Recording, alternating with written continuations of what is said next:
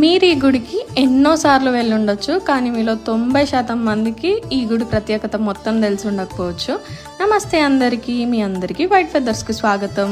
గుడి ఎంత ప్రశాంతంగా ఉంటుందో మనలో చాలా మందికి ఆల్రెడీ తెలిసే ఉంటుంది.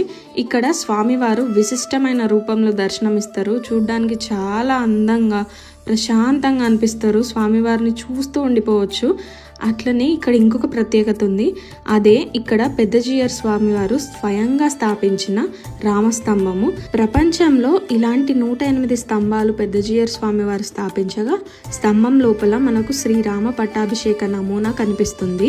ఇంత ప్రత్యేకమైన ఈ రామస్తంభము మన వరంగల్ బట్టల్ బజార్లోని శ్రీ వెంకటేశ్వర స్వామి దేవాలయంలో ఉండడం నిజంగా విశిష్టమైన విషయమే కదా. ఈసారి వెళ్ళినప్పుడు ఖచ్చితంగా దర్శించుకోండి.